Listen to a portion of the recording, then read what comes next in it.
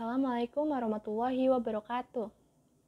Jadi sekarang kita akan membahas tentang persamaan regresi pada statistika pertemuan ketiga. Pertama ada definisi regresi. Regresi merupakan suatu alat ukur yang juga dapat digunakan untuk mengukur ada atau tidaknya korelasi antar variabel. Jadi jika kita memiliki dua buah variabel atau lebih, pasti kita butuh buat mempelajari bagaimana variabel itu berhubungan atau dapat diramalkan. Istilah regresi atau ramalan atau taksiran ini pertama kali diperkenalkan oleh Sir Francis Galton pada tahun 1877 sehubungan dengan penelitiannya terhadap tinggi manusia, yaitu antara tinggi anak dan tinggi orang tuanya. Pada penelitiannya, si Galton ini mendapatkan bahwa tinggi anak dari orang tua yang tinggi cenderung meningkat atau menurun dari berat rata-rata populasi. Garis yang menunjukkan hubungan tersebut disebut garis regresi. Oke, ini bisa baca sendiri persamaan regresi, berarti persamaan matematikanya dari regresi tadi. Nah, di materi regresi ini, kita bakalan berkaitan erat dengan apa yang disebut X dan apa yang disebut Y. X adalah variabel bebas. Kalau misalnya variabel bebasnya ada 2, dan seterusnya, nanti kita sebutnya X1, X2, dan seterusnya. Terus, untuk variabel tak bebas atau terikat, itu disebut Y. Nanti kita lihat di contoh soal, pasti pakai X dan Y.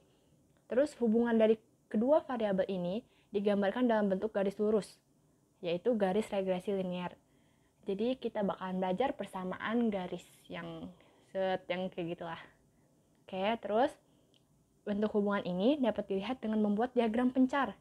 Apa itu diagram pencar? Itu penggambaran titik-titik yang diperoleh. Jadi kalau kalian pernah lihat statistika itu kayak gini nih. Ada grafik ini Y, ini X, terus di sini tuh kayak ada titik-titik gitu. Nah, kita lihat korelasinya, regresinya itu tuh dihitung dari sini nih. Nanti selanjutnya. Nah, jika titik-titik yang terbentuk mengikuti suatu garis lurus, maka variabel X dan Y dikatakan saling berhubungan secara linear. Sedangkan hubungan regresi ini bisa berbentuk dalam bentuk hubungan linear, eksponensial, dan berganda. Gitulah. Oke, lanjut ya. Nah, ini rumus yang paling dasar, tapi ini basicnya, jadi kalian bisa ini aja, pasti bisa deh ngerjain semua soal regresi. Seperti biasa, ini persamaan garis ya, Y sama dengan A tambah BX. Dengan konstanta A-nya itu intercept atau perpotongan dengan sudut tegak, sedangkan B adalah kemiringan atau slope atau gradien. Biasanya kan kita MX kan, M-nya itu gradien, ini B pakainya yang merupakan koefisien regresinya si B ini. Nah, lambang Y digunakan untuk membedakan nilai ramalan yang diperoleh dari persamaan regresinya dengan nilai pengamatannya yang sesungguhnya untuk nilai X tertentu. Apabila yang dipersoalkan adalah dua variabel, maka hal ini disebut korelasi sederhana atau simple correlation dan regresi sederhana atau simple regression.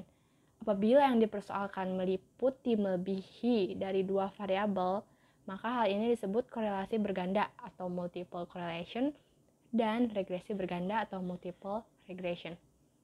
Jadi, untuk materi regresi dan korelasi ini sebenarnya ada dua, ada yang sederhana, ada yang berganda. Tapi kita nggak bakal bahas berganda, itu kesusahan, jadi kita bahas yang gampang aja, yang sederhana. Nanti juga ujian yang sederhana aja kok.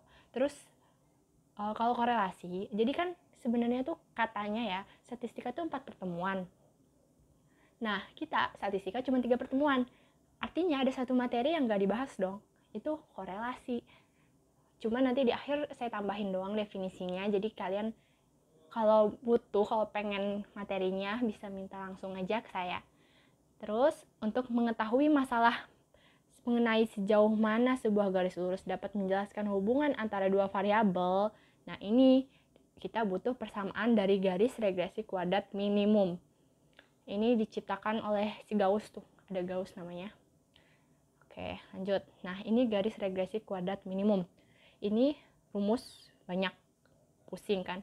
Tapi intinya tuh yang tadi doang, yang Y sama dengan A tambah BX. Lanjut. Di sini saya cuma mau masukin semua rumus yang ada di modul. Intinya nih, kita lihat dulu misalnya yang ini. Garis regresi kuadrat minimum dari Y terhadap X. Bisa dilihat di situ ada Y terhadap X, ada X terhadap Y. Ini buat di codingan LA kalian nanti ada YX sama XY gitu. Nah, rumusnya ini dan rumusnya ini. Sama nggak sih rumusnya sama yang tadi? Sama dong. Ini A0 plus A1, ini sama aja A tambah B. Jadi A0-nya itu A, A1-nya B. Begitupun yang B0 sama B1. B0-nya A, 0A berarti ya. B1-nya berarti B. Udah gitu doang. Sama lihat ininya. Ini kan tentang dari Y terhadap X. Berarti yang ini Y sama dengan bla bla bla X, yang ini X sama dengan bla bla bla Y, gitu kan? Ya berantakan. Ya udah lanjut. Di mana A0 dan A1, ini kayak cuman penjabarannya doang, nggak penting. Yang menghasilkan rumus ini. Intinya nih, kalau misalnya terhadap X, bawahnya ini, pernya ini pasti X. Kalau yang ini terhadap Y, berarti bawahnya per Y. Ini hafalin sih, sebenarnya intinya rumusnya ini nih, yang kotak yang terakhir-terakhir ini. Cuman ini kayak dijabarin lagi terhadap X atau terhadap Y-nya, walaupun sebenarnya keduanya sama aja. Jadi saya sebenarnya males kenapa modul harus sampai gini banget, terus codingan juga kayak gini banget. Yang pasti kalian ngerti intinya tuh ini doang, Y sama dengan A tambah BX, oke? Sip. Lanjut, udah saya hapus dulu. Oke. Sekarang masuk ke analisa regresi dan error. Jadi tujuan utama kita melakukan analisa regresi ini, tadi kan kita meramal, membuat prediksi dengan menggunakan persamaan regresi linear sederhana yang tadi cuman Y sama dengan A tambah BX. Ini kita dari SMP aja udah belajar. Terus cara melakukan analisa regresi ini, yang pertama, tentukan yang mana variabel bebas. Tadi variabel bebas X, itu harus hafal ya, kayak harus udah di luar kepala. Dan yang mana variabel tak bebas, kita sebut Y, ini harus hafal. Terus langkah kedua, carilah nilai A dan B. Ini rumusnya, tinggal pokoknya nih ya, cari dulu B-nya tuh ini bla bla bla ini, terus baru masuk ke A. Ini saya lebih suka rumus yang ini sama yang ini kan yang nyari error nih bawahnya. Yang atas pokoknya tuh lebih gampang ini buat nyari persamaannya. Nanti ada contoh soal. Kenapa lebih gampang? Karena kalau yang ini, yang terhadap X terhadap Y ini mumet dan kayak sama aja intinya gitu. Jadi kalian nggak usah lihat itu, mendingan ini aja langsung A, B, udah jelas gitu. Terus kalau untuk dalam pendugaan regresi, kan kita pasti ada kesalahannya kan. Namanya kita meramal, statistika kan otomatis kita nyari juga errornya segimana. Kayak dulu lab Fisdas, kayak ada errornya, maksudnya batas kesalahannya ini kira-kira perhitungannya ramalan kita tuh berapa skalanya gitu. Nah, skala tingkat kesalahan ini disebut standard error of the estimate. Rumusnya ini, kalau di modul ini kan ada di korelasi nih, ini tuh nggak ada di materi yang sekarang kita bahas nih di regresi. Cuman ya udah nggak apa-apa masuk ke sini, soalnya di materi korelasi tahu-tahu ada ini, dan ini pun nggak dibahas detail banget. Tapi kalau di modul ini nggak ada X-nya, cuman SY doang sama dengan bla bla bla ini. Oh iya, N-nya itu nih jumlah data ya. X-nya harus hafal. Tadi X variabel bebas, Y variabel tak bebas. Oke, lanjut. Ya, salah. Oke. Sekarang contoh soal yang sekaligus saya jadiin activity. Soalnya kan kalian ternyata hari ini saya rekamnya hari Jumat. Hari Jumat ini kan ada tanggal merah kan. Jadi otomatis pindah ke Sabtu. Pasti banyak tugas. Ya udah ini aja, jadi gampang. Forum juga yang penting ngerjain deh, jangan gak ngerjain, takutnya activity kalian nanya jelek, takutnya gitu. Biar ada sengaja bisa ditambahin, udah gitu doang sebenarnya. Yang penting activity-nya harus dikerjain. Nih, contoh soal. Soalnya gini, setiap biaya promosi yang dikeluarkan oleh suatu perusahaan akan selalu berpengaruh terhadap keuntungan. Ini apa sih kok ada padanya? Keuntungan tiap tahun. Tentukan persamaan garis regresi. Tuh, pertanyaan pertama nih. Persamaan garis regresi. Terus pertanyaan kedua, keuntungan yang diperkirakan jika biaya promosi 10 juta. Ya malah kecoret. Gak apa-apa. Jika biaya promosi 10 juta dan tingkat kesalahan regresi. Berarti ada 3 pertanyaan. Oke? Nah, ini yang dikerjain di activity. Tapi saya kasih jawabannya atau hint-nya. Sekalian ngejelasin aja. Yang pertama, tadi kan langkahnya ada 2. Ingat gak? Yang tadi yang tentukan X dan Y. X-nya apa tadi? Variabel bebas. Y-nya variabel terikat atau variabel tak bebas. Nah, di sini ini saya ngejelasin. Jadi kan ada X, ada Y. X-nya itu biaya promosi. Kenapa? Karena biaya promosi itu kan kita yang tentukan nilainya. Misalnya perusahaan ini mau biaya promosinya segini aja buat iklannya gitu kan, atau berapa. Nah itu yang disebut variabel bebas atau X tadi. Jadi tergantung kita. Biasanya itu yang lebih mudah kita ganti gitu loh, yang paling gimana kitanya aja gitu. Untuk keuntungan, nah kalau keuntungan itu kan tergantung sama nilai biaya promosinya. Jadi kalau kita masang biaya promosi misalnya ini 1,5, ya keuntungannya bahkan 3,6. Nah yang tergantung kayak gini, yang terikat kayak gini, makanya kita sebut variabel terikat atau variabel tak bebas atau Y. Oke. Ini soalnya nih, sebenarnya soalnya ini doang. Maksudnya yang paling atas sama tabelnya tuh dikasih yang ini doang nih, yang atas juga. Kalau yang bawah itu udah kayak jawaban sebenarnya. Nanti kalian kopas aja. Tapi kopasnya jangan tabel ini terus kalian plug ke activity, ketik sendiri dong. Enggak sih, terserah. Nah, terus yang kedua, langkah kedua, buat tabel untuk menghitung nilai A dan B. Nah, ini tabel udah ada nih, udah dikasih. Ada XY-nya, ini tinggal pindahin nih. Kan tadi biaya promosi X kan, kita ke sini. Terus keuntungan Y ke sini. Udah tuh, sama kan? Nah, kalian bagian sini itu apa coba? Sigma kan berarti, jumlah. Berarti misalnya ini 9 apa? Sigma X, ya enggak? Kalau 20,9 berarti hapus.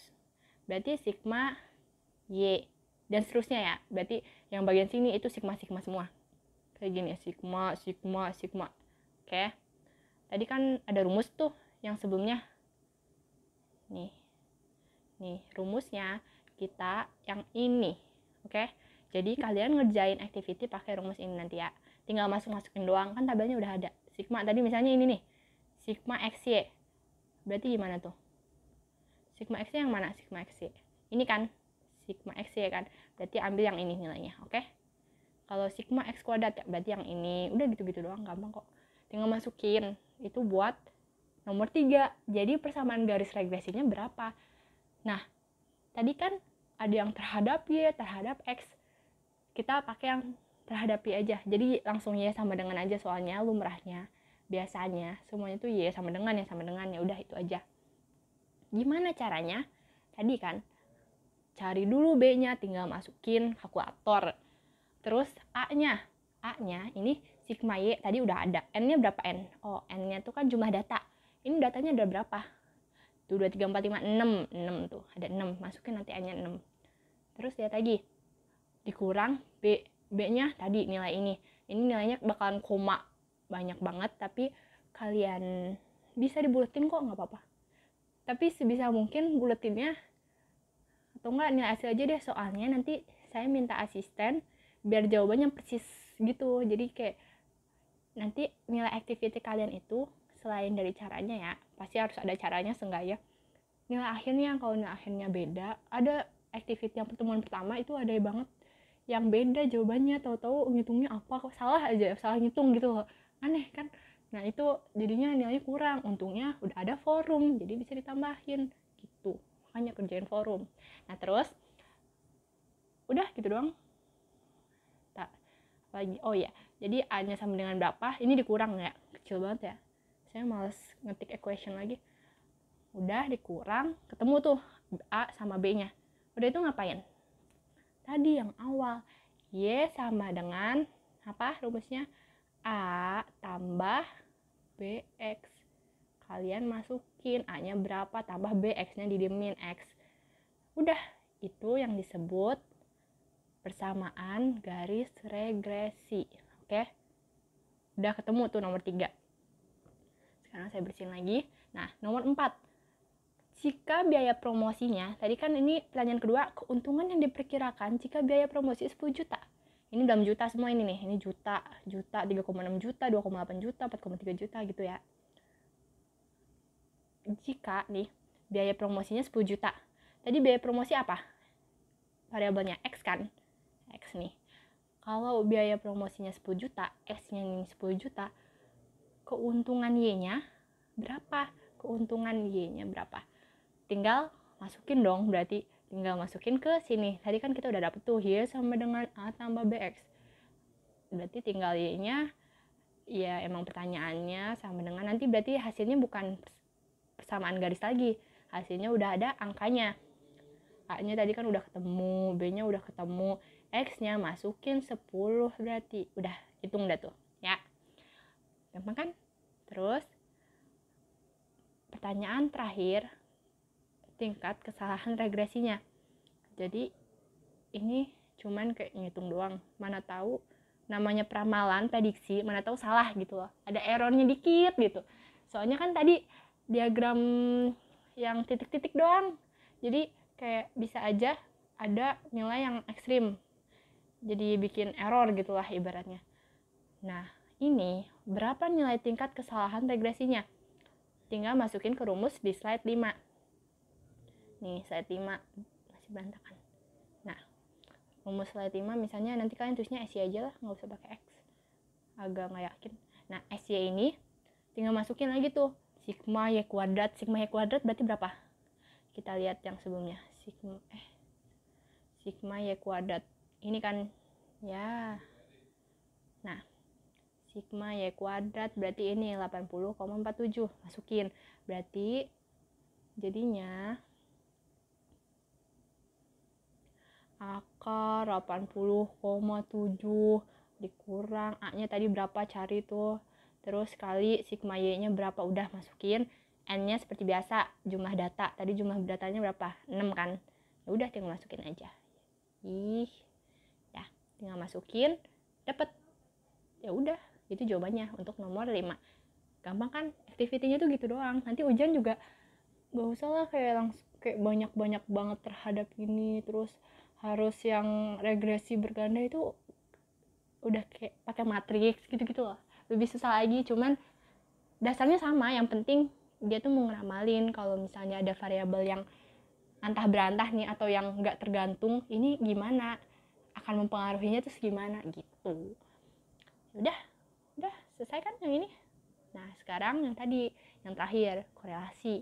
Definisinya apa? Ini cuma bonus doang, dikit, cuman kayak bagian awal modul doang, yang pertemuan keempat. Jadi ada analisa korelasi. Kan tadi analisa regresi. Sekarang analisa korelasi adalah analisis terhadap kekuatan hubungan antara variabel bebas X dan variabel tak bebas Y tadi. Nah, pengukuran hubungan antar variabel ini dinamakan proses korelasi. Koefisien korelasi adalah suatu angka yang menunjukkan tinggi rendahnya derajat hubungan antara dua variabel atau lebih. Koefisien korelasi besarnya sudah tertentu, yaitu variasi antara min 1 dan plus 1, selalu kayak gitu. Terus definisi dari koefisien korelasi linear adalah hubungan linear antara satu variabel X, ya bla bla bla. Nah, dan dilambangkan dengan R. Nanti ada R, dan itu kalau kalian ada minta modulnya, R-nya tuh rumusnya panjang banget, lebih ribet lagi. Jadi bersyukurlah kita cuma sampai 3 pertemuan aja.